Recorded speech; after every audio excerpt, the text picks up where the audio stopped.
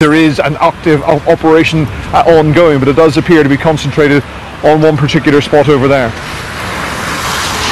Yeah, we're just hearing that François Hollande, the French president, will make a statement on national television within the next half an hour. Of course, we'll monitor that. But from the pictures that we're looking at, Ian, I know that we are able to see just a little closer than you are at this stage. It does look as though this building is completely surrounded. Talk to us, if you would, about the events leading up.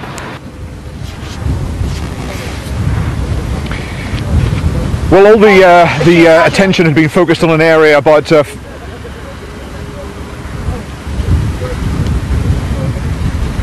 sorry to interrupt you like that.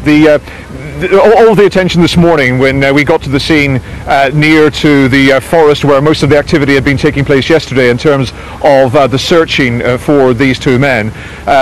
There had been a police presence maintained there overnight. There had been searches carrying on in the area, but shortly after dawn broke this morning came the news that the scene had changed completely in terms of where the focus of the search was now, and a lot of those vehicles then upped and moved en masse southwest back towards Paris.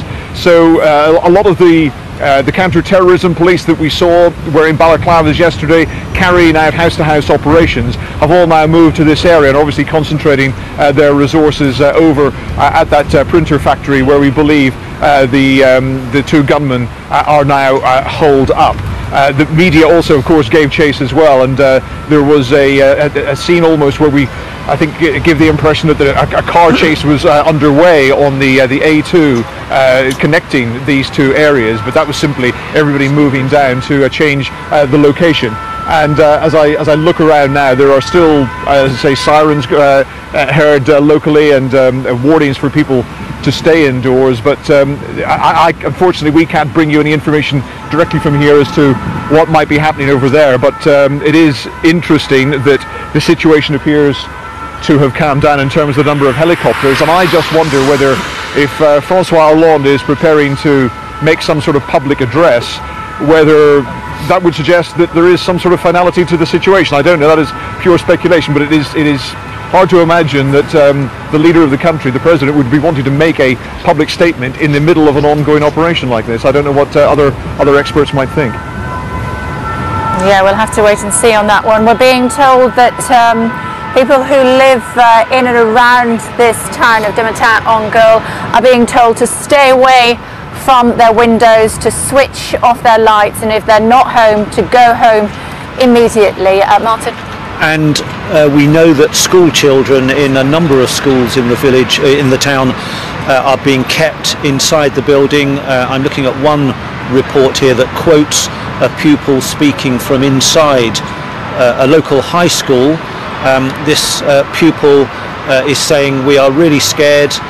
We all called our parents to know if they are all okay or not. We have to wait in the high school.